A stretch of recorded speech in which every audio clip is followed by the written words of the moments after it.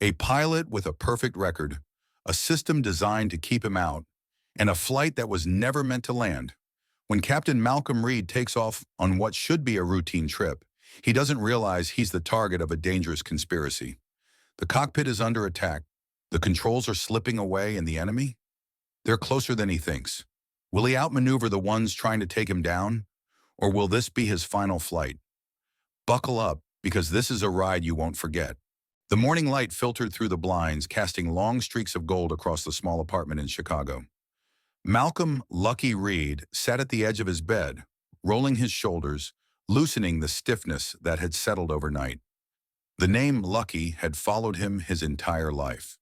Through his years in the Air Force, through his flawless flight records, and now into his new career as a commercial pilot. But Malcolm had never quite believed in luck. Luck was something people used to explain things they didn't understand. Skill, preparation, discipline, that was what had carried him this far. His phone vibrated on the nightstand. He picked it up, glancing at the message. "Watch your back out there. Some people aren't ready for a pilot like you." It was from a former colleague, someone who had seen firsthand how difficult it was for a black man to carve out space in commercial aviation. Malcolm exhaled, shaking his head slightly. He wasn't new to skepticism. He had felt it in the way certain instructors had eyed him during training, how they had tested him harder than others, waiting for him to slip up. He never did. He stood up stretching before heading to the bathroom. As he shaved, he studied his reflection. Strong jawline, steady eyes. He had worked for this moment, and nothing, no sideways glances, no whispered doubts, was going to take it away from him. An hour later, he stepped outside, uniform crisp, overnight bag slung over his shoulder. The city buzzed around him as he hailed a cab to Liberty Point International Airport. The familiar hum of aircraft engines overhead filled the air, a sound that had always given him a sense of purpose. The ride to the airport was uneventful, the streets of Chicago still shaking off the early morning quiet. As the cab pulled up to the terminal, Malcolm stepped out, taking a deep breath. His first official day with Orion Skyways, his chance to prove, yet again, that he belonged here. The terminal was alive with travelers moving in all directions, announcements echoing from overhead speakers. He adjusted his captain's hat as he approached the security checkpoint reserved for flight crews. Ahead of him, other pilots moved through with ease, flashing their credentials and continuing toward the gates. He reached for his ID and pilot's license as he approached the security officer. The man barely glanced at the others ahead, but as soon as Malcolm stepped forward, the officer's eyes narrowed slightly. "Morning, Captain," Malcolm said, offering his credentials. The officer, his name tag reading Callahan, held Malcolm's ID for a beat longer than necessary. His gaze flicked from the card to Malcolm's face, as if trying to find a discrepancy.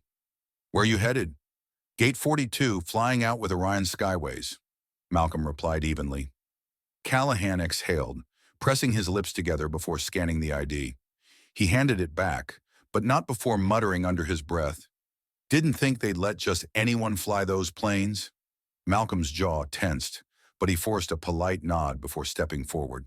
He had learned a long time ago that challenging these moments outright never worked in his favor. Instead, he carried himself with the same quiet confidence that had always set him apart. He didn't look back. He never did. As he moved toward the crew lounge, a quiet thought settled in the back of his mind.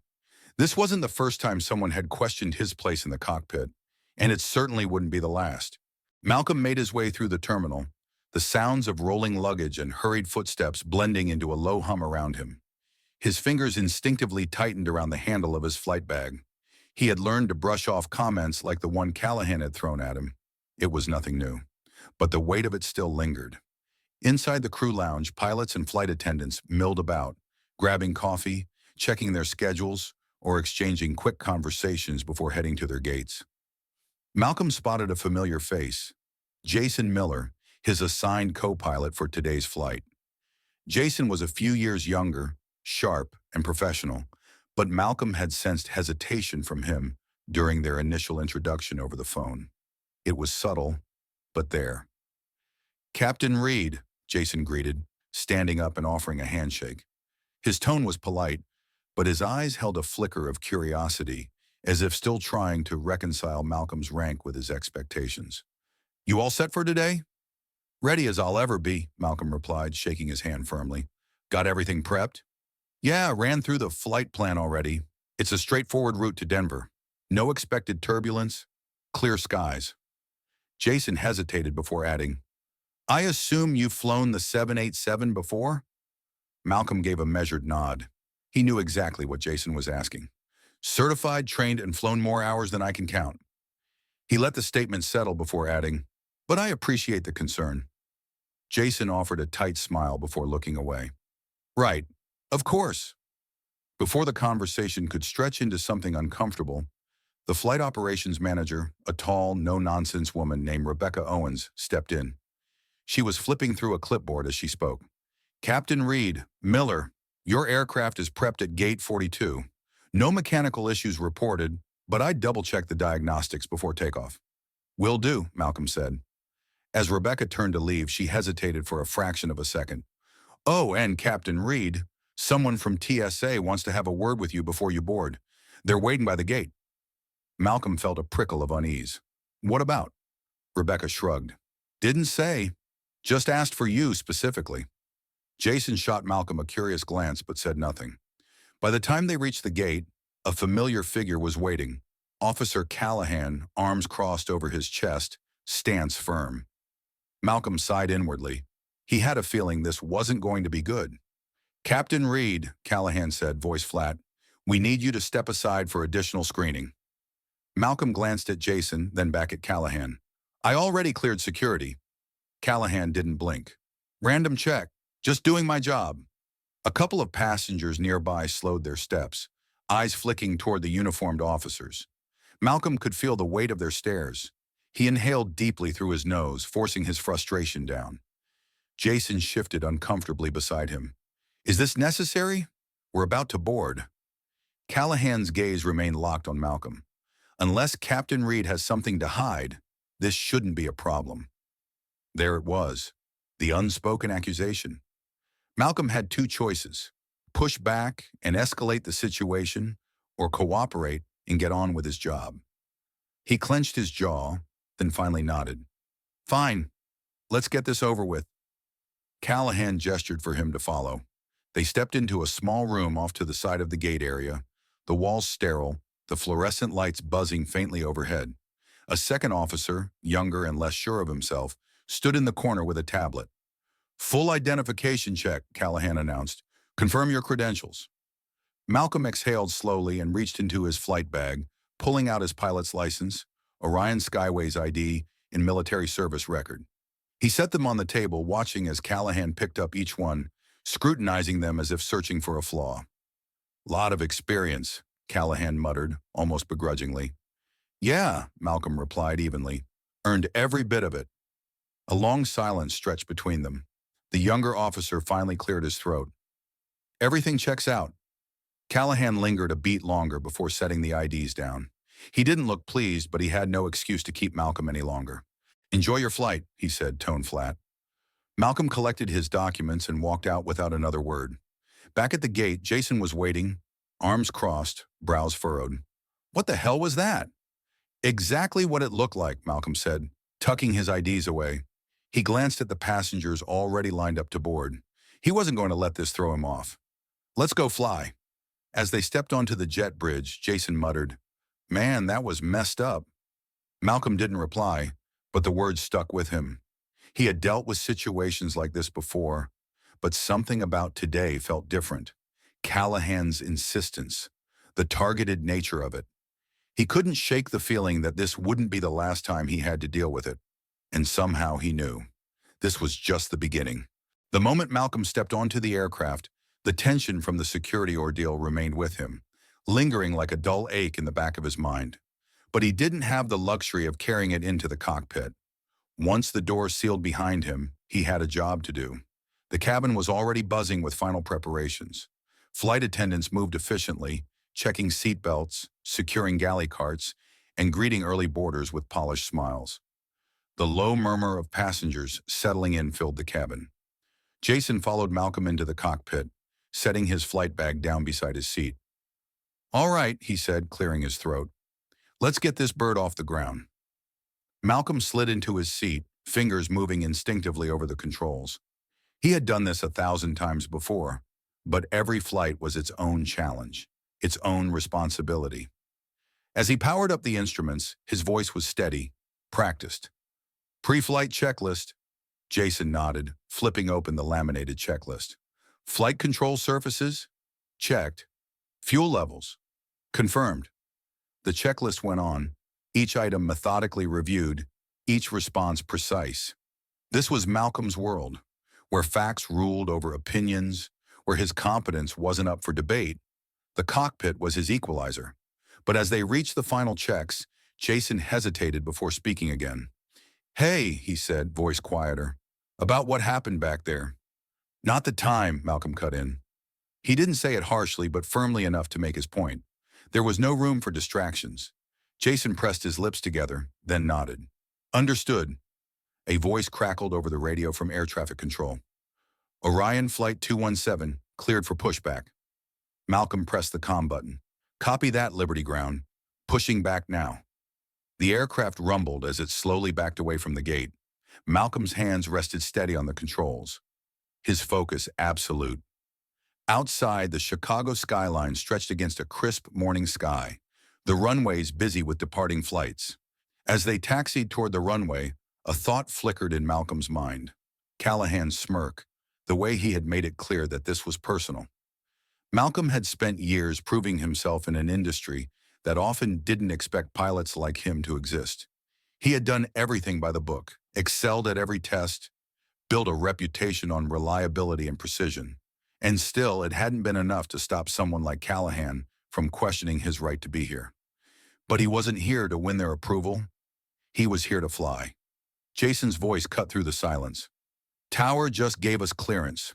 Ready when you are, Captain." Malcolm nodded. His grip tightened slightly on the throttle. "Let's do this."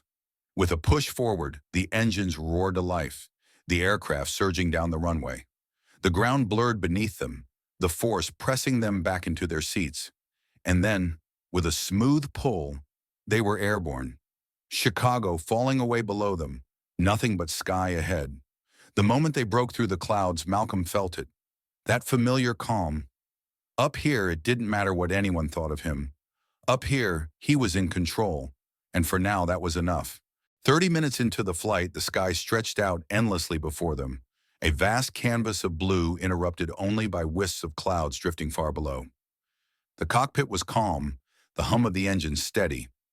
Malcolm adjusted the controls slightly, ensuring their altitude held firm at 35,000 feet. He exhaled slowly, allowing himself to settle into the rhythm of the flight.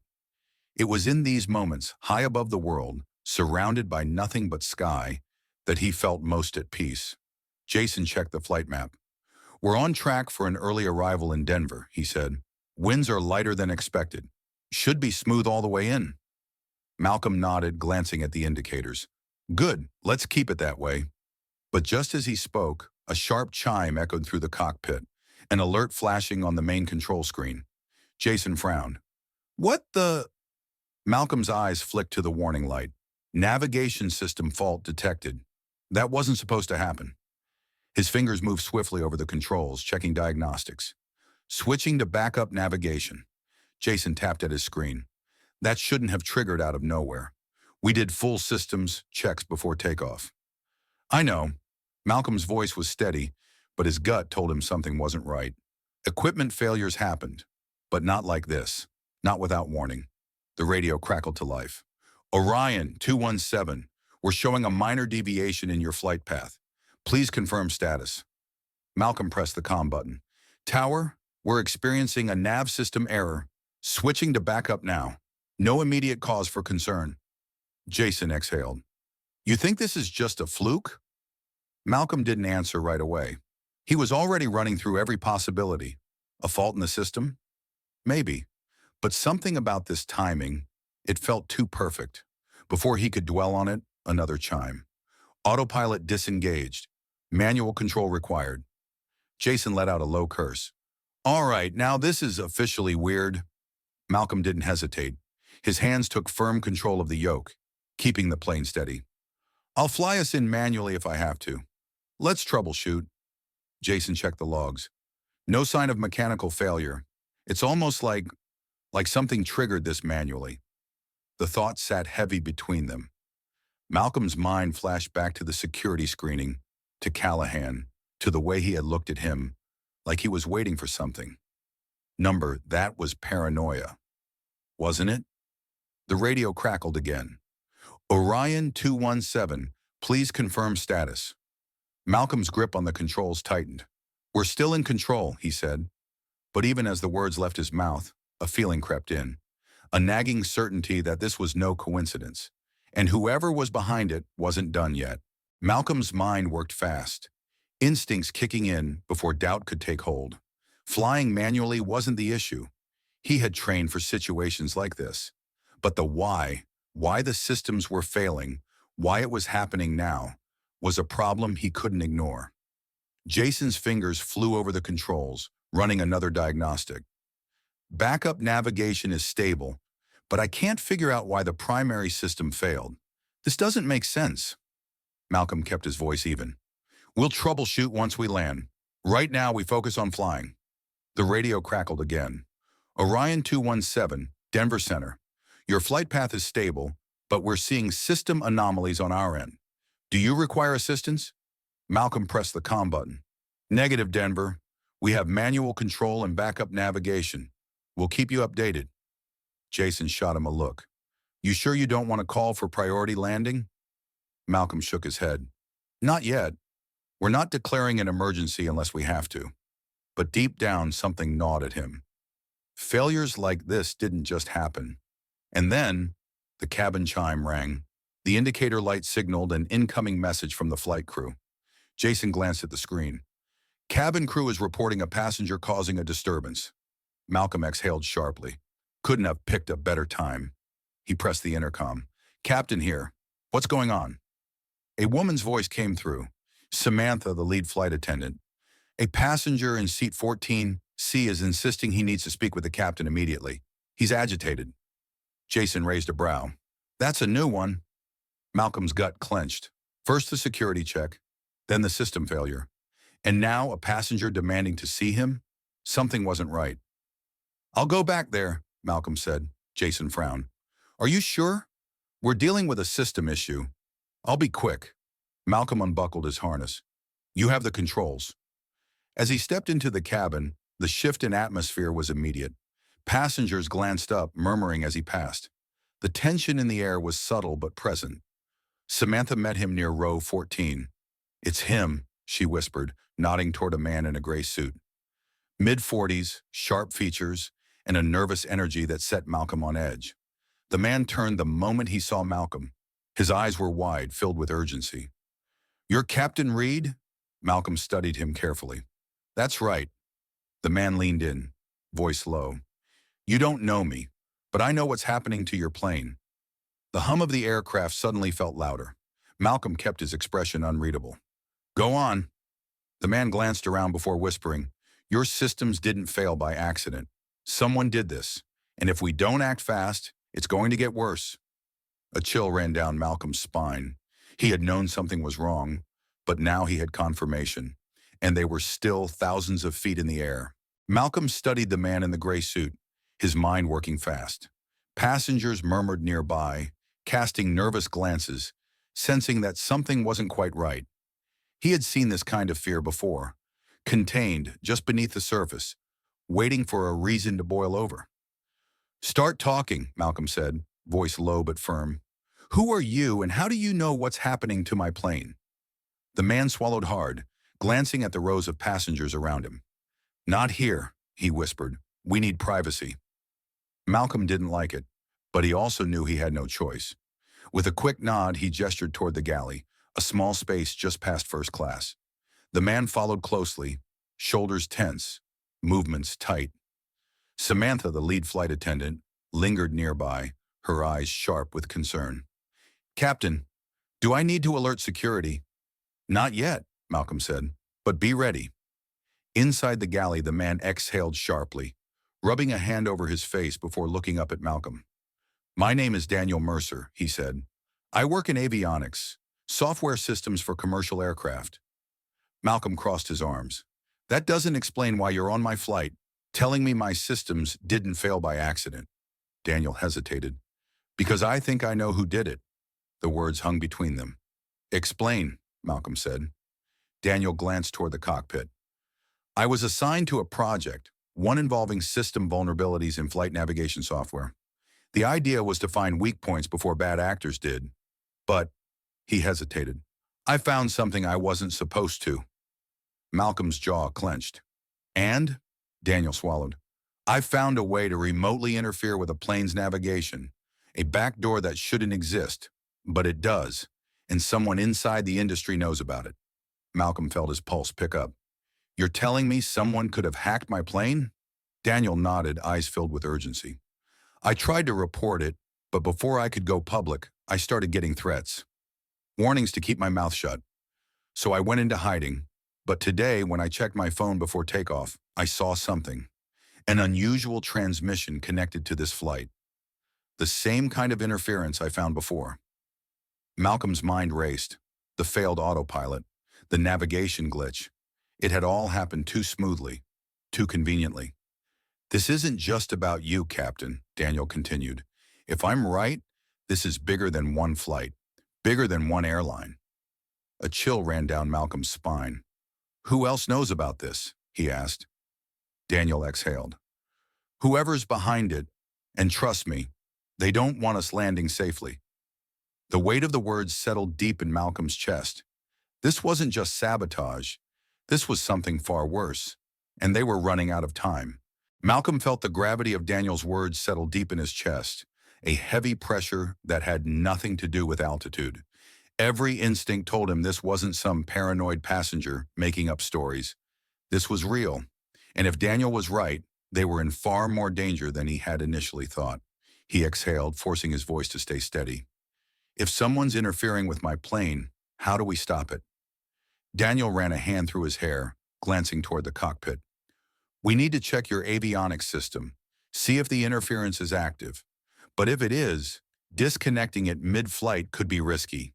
Whoever's behind this, they might not want us landing at all. Malcolm's jaw tightened. That was the second time Daniel had hinted at something worse. What exactly are we dealing with here? Daniel hesitated, then lowered his voice even more. Aviation cyber warfare.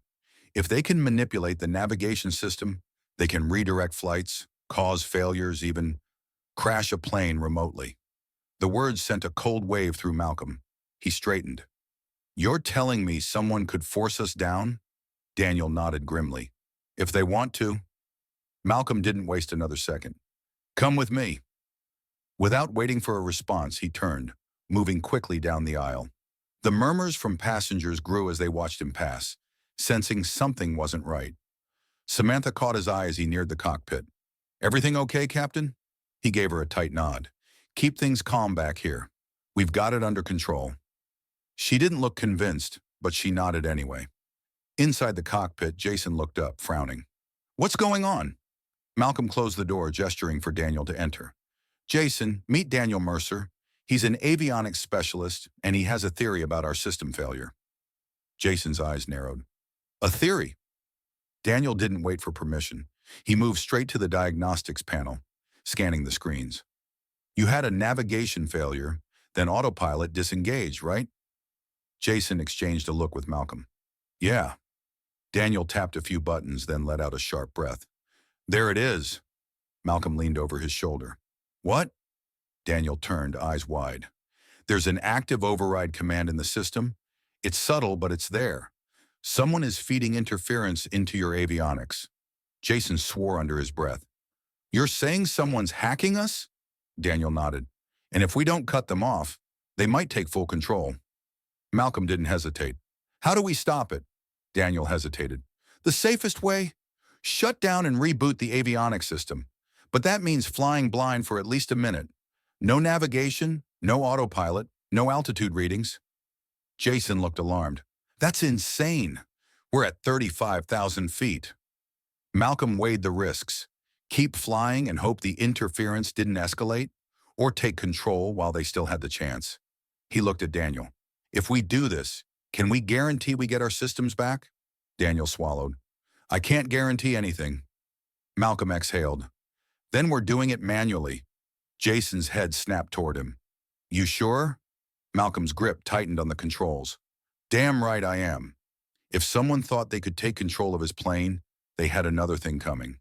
Because Malcolm Reed wasn't going to let anyone decide where this flight landed, except him. The weight of the decision settled in Malcolm's chest like a coiled spring. Cutting off avionics mid-flight was dangerous, but the alternative, leaving the plane vulnerable to an outside force, was far worse. Jason exhaled sharply, shaking his head. All right, Captain, if we're doing this, we better do it fast. Daniel's fingers hovered over the controls. We have to be precise. If we shut down the wrong system or don't bring it back up correctly, we'll have more than a navigation problem. We'll have a full-blown emergency. Malcolm gave him a firm nod. Walk us through it, step by step. Daniel's voice was tight with urgency. First, we disable external communication links to cut off interference. That'll sever whatever signal is feeding into your avionics. He hesitated. But that also means we'll lose contact with air traffic control. Jason swore under his breath. So we're flying blind and deaf. Malcolm remained steady. Denver Center won't hear from us for a minute or two. We'll make it quick. Jason took a breath, then nodded. All right, let's do it. Daniel's fingers moved swiftly over the console, bypassing standard protocols. The hum of the cockpit changed, the instruments flickering as the systems began shutting down. For a few terrifying seconds, the cockpit went eerily silent. No altitude readings, no navigation markers. The autopilot remained disabled. Malcolm tightened his grip on the yoke, his heart beating in controlled rhythm. He had flown manual before, in conditions worse than this. He trusted his instincts. Jason's voice was tight. We're stable, but we need to get those systems back online now. Daniel worked fast, his fingers flying over the reboot sequence. Almost there. Just a few more seconds. A single beep echoed through the cockpit, then another. Malcolm watched as the screens flickered back to life, one by one. The altimeter recalibrated, the navigation map reloaded. And then, we're back, Daniel exhaled, relief washing over his face. Jason immediately checked their heading. Navigation's clear, no anomalies. He turned to Malcolm. Looks like we shut them out. But Malcolm wasn't celebrating just yet. His fingers tightened on the controls. We need to know who did this. Daniel ran a final diagnostic. When he looked up, his face had gone pale. What? Jason demanded. Daniel turned the screen toward them. The interference. It was traced back to Liberty Point Airport. Malcolm felt a slow burn in his chest. Jason's eyes widened. Wait, you're saying this attack started before we even took off? Daniel gave a grim nod. Yeah, and whoever did it, they were already waiting for you. The cabin chime rang. Malcolm turned toward the door. Someone was knocking. His gut told him, whoever was on the other side wasn't bringing good news. The rhythmic knocking on the cockpit door sent a chill down Malcolm's spine. The timing, right after they regained control, wasn't a coincidence. Jason shot Malcolm a sharp glance. You expecting someone? Malcolm's jaw tightened. No. Daniel tensed beside them. If whoever's behind this is on board, they know we just shut them out. The chime rang again, more insistent this time. Malcolm reached for the intercom. Who is it? A pause.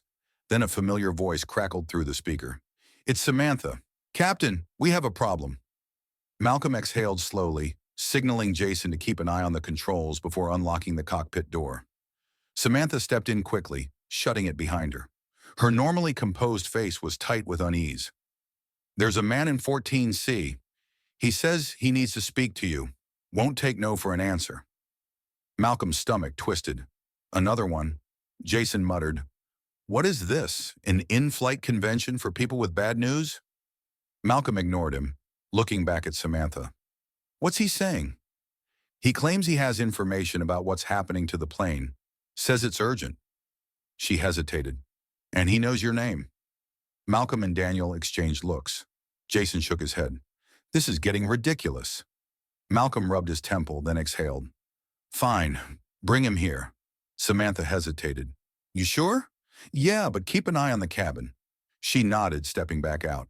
Jason muttered, I don't like this, man. Malcolm didn't either. but they didn't have time to like or dislike anything.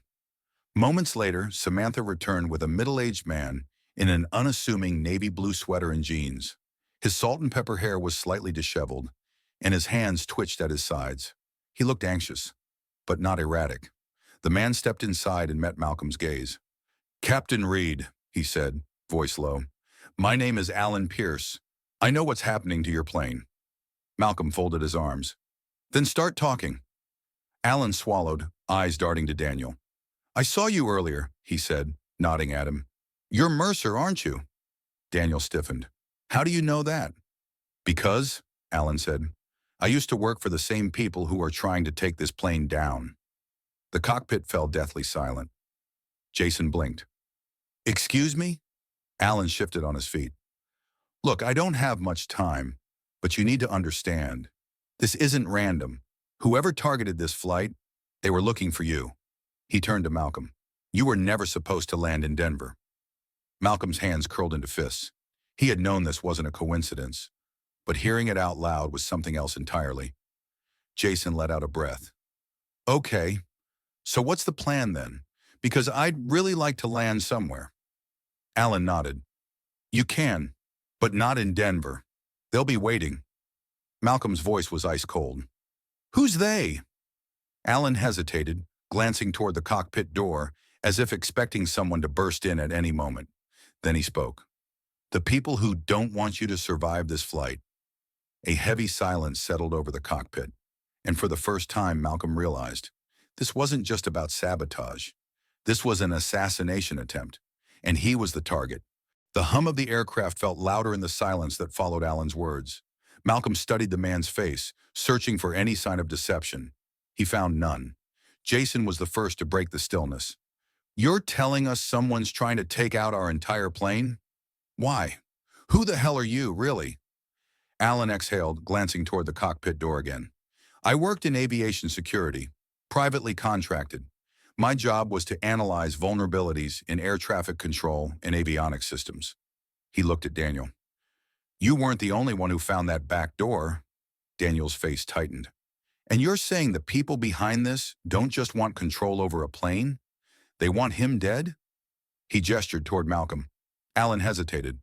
"Not just him, but he's the one making them nervous." Malcolm kept his voice steady, though his pulse pounded in his ears. "Why?" Alan swallowed. "Because you're not supposed to be here." Jason scoffed. "That's real helpful." Alan shook his head. "I don't mean here, on this plane. I mean here, as a pilot, a black captain in a major airline, with your level of skill, your reputation. That disrupts the balance of power. You're proof that the industry is changing, and there are people who don't want that. People who believe commercial aviation should stay in the hands of a certain type of person." A cold fury settled in Malcolm's gut.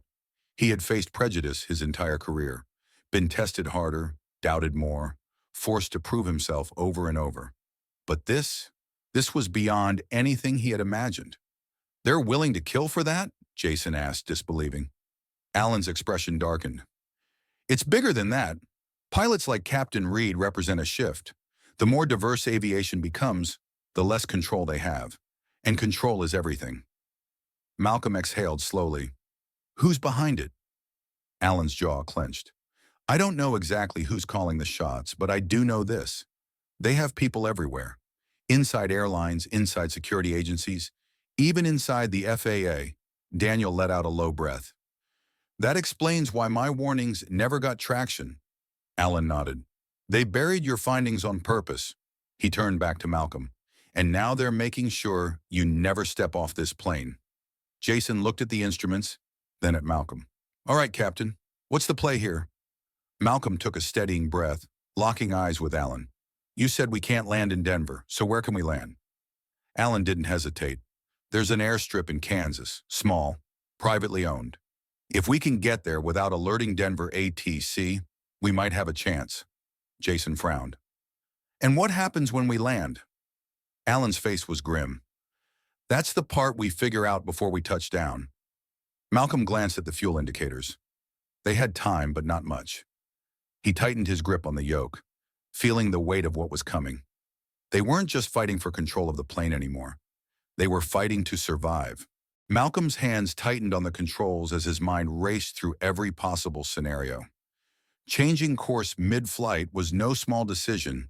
Air traffic control would notice. The FAA would question it. And if Alan was right, if there were people on the ground waiting for him in Denver, then diverting wasn't just an option. It was their only chance. Jason leaned closer, his voice low but tense.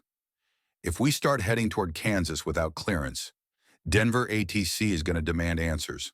What do we tell them? We don't, Malcolm said simply. Jason blinked. Excuse me? We stay radio silent as long as we can, Malcolm clarified.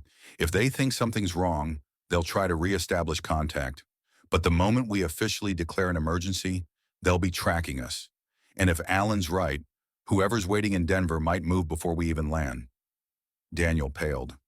So we just go dark? Malcolm's jaw tightened. We fly under the radar, literally. We drop altitude, reroute slowly, and make it look like a technical issue until we're too close to Kansas for them to redirect us. Jason let out a slow breath. That's risky. So is landing in a trap, Malcolm shot back. Alan nodded in agreement. Kansas is our best bet. Small strip, low profile. If we can get down before they figure out what's happening, we might have a chance to get ahead of this. Malcolm reached for the controls. Then we better move. Jason hesitated for a fraction of a second before adjusting his settings. All right, dropping altitude, adjusting flight path. The aircraft dipped slightly, the movement subtle but intentional. Malcolm kept his focus razor sharp as he input a gradual turn into the system, just slow enough to avoid drawing immediate attention. Daniel's hands hovered over the console, monitoring every shift in data. So far, no red flags from ATC. Samantha's voice suddenly crackled over the intercom. Captain, I don't want to raise any alarms, but I think someone in the cabin is catching on. A passenger just asked why we're off course. Malcolm exchanged a look with Jason. Who? He asked. Samantha hesitated. Guy in 22A, older, looks like a businessman. He had flight tracking open on his phone and noticed the course change. Jason groaned. Of course! Malcolm exhaled sharply. Tell him we're adjusting due to minor turbulence. Keep it vague, and keep an eye on anyone else paying too much attention. Understood. As the radio cut out, Daniel suddenly stiffened. We have a problem, he said. Jason's fingers hovered over his instruments. Define problem. Daniel's face was grim. There's a remote system ping. Someone's trying to re-access the avionics. Malcolm cursed under his breath. Can they get in? Not yet, but they're trying. Jason's grip on the throttle tightened. Which means they know we're not going to Denver. A sharp static sound suddenly crackled through the radio. Then a voice, cold, unfamiliar. Captain Reed, you're making this harder than it has to be. Malcolm's stomach turned. Whoever was behind this, they were watching, and now they were making their next move. The chilling voice over the radio sent a wave of tension through the cockpit. Jason stiffened, his hand hovering near the comm switch, but Malcolm reached out and stopped him before he could respond. Daniel's face was pale. They're inside the system again. This isn't just interference. They have direct access to our comms. Jason's fingers tightened around the throttle. So what? They can talk to us now? Big deal. We still have control of the plane. Alan wasn't so sure. If they've breached the comms, they might not stop there. They could try taking the controls again. The radio crackled again, the same calm, unsettling voice filling the space. Captain Reed, I'd advise you to reconsider. You don't have to do this the hard way. Malcolm exhaled slowly, keeping his expression unreadable. He had dealt with high-stress situations before, but this was different. Someone was speaking to him as if they already knew the outcome, as if they had already won. Jason's voice was sharp. And what exactly is the easy way? A brief silence. Then, follow your original flight plan, land in Denver, step off the plane, and we'll take care of the rest. Malcolm felt something cold coil in his gut. Whoever this was, they weren't bluffing. Daniel's hands flew over the console, scrambling to trace the signal. They're bouncing their transmission through multiple relays. I can't pinpoint the origin. Jason let out a harsh laugh. That's convenient. Malcolm leaned toward the mic, finally breaking his silence. You want me in Denver so badly? Why don't you tell me why? A pause, then the voice returned. Calm, composed. Because you don't belong up there, Captain Reed. Silence fell like a hammer. Jason muttered a curse under his breath. Alan looked away, jaw tightening. Malcolm let the words settle, let the weight of them sink in. He had heard this sentiment before, in quieter ways. Through the extra scrutiny, the lingering doubts, the people who had made it clear he wasn't supposed to be where he was. But this was something else entirely. It wasn't just personal, it was deliberate. He pressed the comm button, his voice even. Then you'll be disappointed to know I'm landing this plane my way. The voice on the other end let out a quiet sigh. I was hoping you'd say that. The cockpit lights flickered. Then, a sudden, violent jolt shook the entire aircraft. Alarms blared. Jason's hands flew over the controls. What the hell just happened? Daniel's face drained of color. They're trying to override the power distribution system. If they succeed, Malcolm already knew. We lose everything. The plane shuddered again, systems blinking wildly. Malcolm's heart pounded, but his hands remained steady on the controls. Not today, he muttered. And then, with one decisive move, he reached for the emergency override switch and cut them out for good. The moment Malcolm flipped the emergency override, the cockpit was plunged into an eerie silence. The radio cut out. The flickering screens went dark for half a second before emergency power restored them. The hum of the engines remained steady, but for that brief moment, it felt as if the entire plane had held its breath. Jason's hands flew over the controls. Okay, what the hell did you just do? I shut them out, Malcolm said, his voice steady. Cut off the external link before they could override us completely. Daniel scanned the diagnostics panel. Systems are stabilizing. We still have manual control, but they're gonna know we locked them out. Jason exhaled sharply. Yeah, well, I'd rather have them pissed off than flying us into the ground. Alan was less convinced. He leaned forward. Captain, if they've lost access to the plane, they might escalate their plan. They still have people on the ground. Malcolm didn't flinch. Then we land before they can adjust, Jason frowned. We're still 40 minutes out from Kansas. Not anymore. Malcolm adjusted the throttle, pushing the engines harder. We're getting there faster. Jason glanced at him but didn't argue. He made the necessary adjustments, and the plane picked up speed. Daniel let out a relieved breath. All right, if we keep them out, we might actually pull this off. But Alan shook his head. You don't get it. This isn't over. You just took away their control. Now they're desperate. And as if to prove him right, the cabin intercom suddenly crackled to life. Samantha's voice was tight with urgency. Captain, we've got a situation back here. Malcolm pressed the switch. What is it? There's a man in 22A. He's trying to get into one of the emergency panels. Says he's an air marshal, but he's not on the manifest. Malcolm's stomach dropped. Jason swore. You gotta be kidding me. Alan went rigid. That's their backup plan. Malcolm was already out of his seat, heading for the cockpit door. Jason, you have the controls. Keep us on course. Jason shot him a worried glance but nodded. Be careful, man. Malcolm didn't look back. He stepped into the cabin, scanning the rows of passengers until he spotted the man in 22A, mid-40s, suit and tie. The kind of guy who blended in. But his hands were working fast, prying open a panel near the emergency exit. Samantha was blocking him. Sir, step away from that now. The man turned, eyes sharp as he spotted Malcolm. And then, without hesitation, he reached inside his jacket. Malcolm reacted instantly. He lunged forward, grabbing the man's wrist just as he started to pull something free. The force sent both of them crashing against the seats. Passengers gasped. Someone screamed. The man struggled, but Malcolm had the advantage of position. He twisted the man's wrist, forcing him to drop what he was reaching for. A small device clattered to the floor, a compact transmitter. Samantha kicked it away. Malcolm gritted his teeth. You want to tell me who you really are? The man just smirked. Doesn't matter.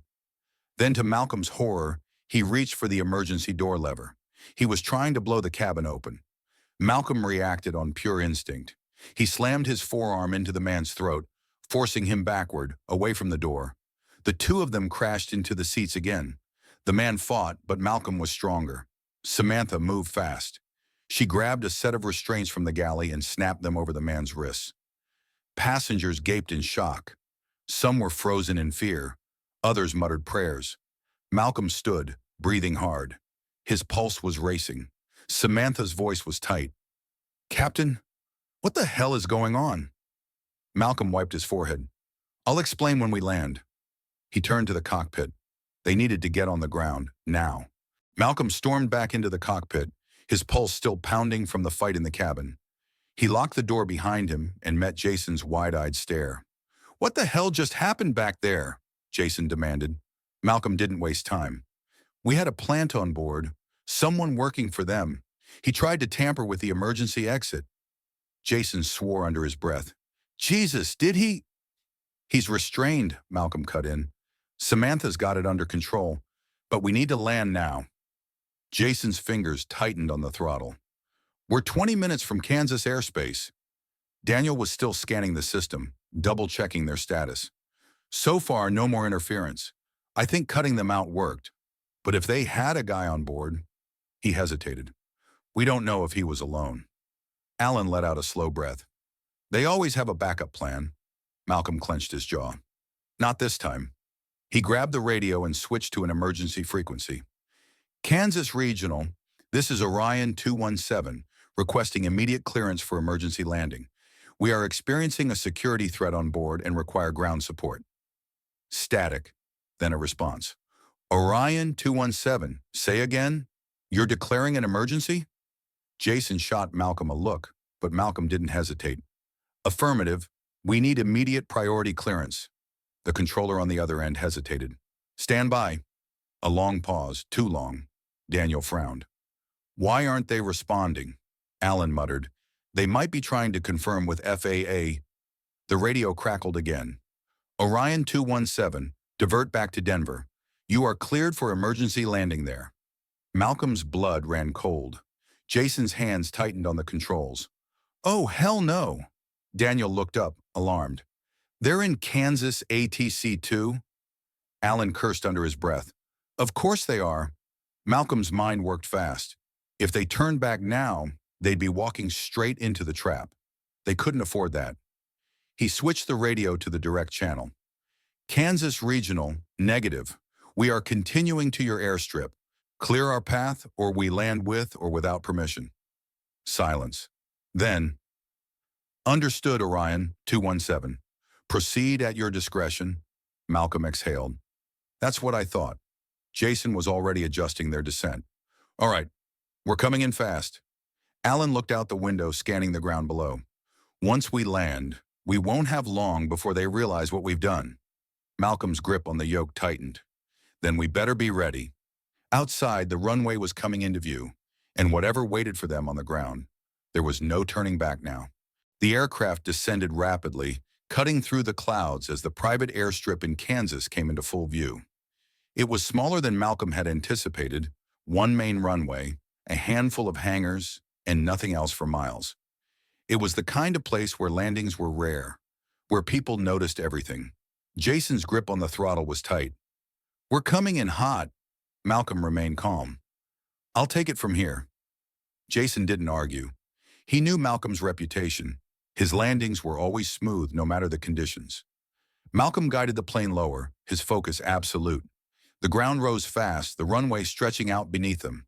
Steady, no mistakes, no room for error. The wheels touched down, a perfect landing. Jason exhaled sharply. "Nice work, Captain." Malcolm barely nodded, already scanning the airstrip for signs of trouble. Daniel was watching the system. No external interference, but I don't trust that silence. Neither did Malcolm. The radio crackled. "Orion 217, welcome to Kansas Regional. Ground crew is standing by." Alan leaned forward. "Do not open that door unless we know who's out there." Malcolm peered out the window. A small group of personnel was moving toward them. 3 men in high-visibility vests. Normal, except for one thing. One of them was carrying a radio. But he wasn't talking into it. Jason noticed it too. Something's off. Malcolm made a quick decision. He flipped the cabin intercom. Samantha, listen carefully. No one opens the main door until I say so. Understood? Samantha's response was immediate. Understood, Captain. Alan turned to Malcolm. You think they're already here? I think we just stole their prize, Malcolm murmured. And they're about to take it back. Daniel's face was pale. So what do we do? Malcolm unbuckled his harness. We stall, and we figure out who's really in control of this airport. Jason exhaled. Great, because today wasn't stressful enough. Outside, the ground crew waited, and inside, Malcolm Reed was already planning his next move. Because this wasn't over. Not yet. The engines whined down as the aircraft settled into place. But inside the cockpit, tension was still running at full power. Outside, the supposed ground crew stood waiting, their posture too rigid, their movements too calculated. Malcolm had seen real airport staff before. They didn't stand like that. Jason muttered, "This is a setup." Malcolm didn't disagree. Alan was already scanning the figures outside. We can't assume they're just here to talk. If they planned on taking you in Denver, they'll try here too. Daniel hesitated. So what's the plan? We can't just sit here forever. Malcolm's mind worked fast. We buy time, he said. Jason, stall them on the radio. Tell them we're running final system checks. Jason smirked. Translation. We know you're lying, and we're not playing along. Got it. Malcolm turned to Alan. You said you used to work in aviation security. Do you have any contacts who can get real law enforcement out here before those guys make a move? Alan exhaled. Maybe, but I'd need access to a secure line. Fine, use mine. Malcolm handed over his personal phone, the one he never connected to the aircraft's systems. Call someone you trust. Alan took the phone and stepped toward the back of the cockpit, already dialing. Meanwhile, Jason clicked on the radio. Kansas ground. We're running additional diagnostics before deplaning. Stand by. A pause, then. Understood. The response was too quick. No pushback. No request for an ETA. Jason raised an eyebrow. Yeah, that's not suspicious at all. Daniel peered out the window. They're waiting for something. Malcolm's gut told him the same. Alan turned back to them. I got through to someone. They're sending a team, but it's going to take a few minutes. Jason let out a dry laugh. Cool. We just have to survive for a few minutes. Then, outside, the men in vests started moving toward the aircraft. Malcolm's stomach turned. Here we go, the radio crackled. Orion 217, we need you to open the cabin door now. Jason shut off the radio. Yeah, that's a no. Malcolm flipped the intercom. Samantha, status? Her voice came back instantly, tight with nerves. Passengers are uneasy, but everyone's staying put. The guy we restrained is getting restless, though. Malcolm's eyes darkened. Tell him to stay restless. Outside, the men reached the stair truck. One of them gestured toward the aircraft. Another lifted his radio. Daniel whispered, They're making their move. Alan gritted his teeth. If they get on board, we lose control. Malcolm's heart pounded. He turned to Jason. Brace yourself. Jason frowned. For what? Malcolm reached for the overhead controls and triggered the aircraft's lockdown. With a single press, every emergency door, hatch, and access panel sealed shut. Jason blinked. Okay, that works. Outside, the men in vests froze. Then, the radio blared again, this time sharper, more urgent. Orion 217, open your doors immediately. Jason crossed his arms. Nah. Malcolm ignored the radio. Alan, how long until backup gets here? Alan checked his phone. They're close. The men outside exchanged looks. Then one of them reached inside his vest. Daniel sucked in a sharp breath. They're armed. Malcolm's pulse spiked. He turned to Jason. Get ready to push back. Jason's eyes widened. Are you serious? Malcolm nodded. We need to keep them off this plane until real help arrives. Jason didn't argue. He reached for the engine controls. Outside, the men hesitated. Then one of them turned toward the other and gave a sharp signal. That's when Malcolm saw it. A second group of men, coming from the far side of the tarmac, moving fast. Alan whispered, They're bringing reinforcements.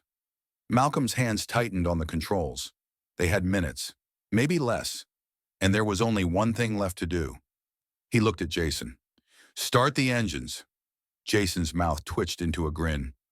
Now this is getting interesting. The plane rumbled back to life.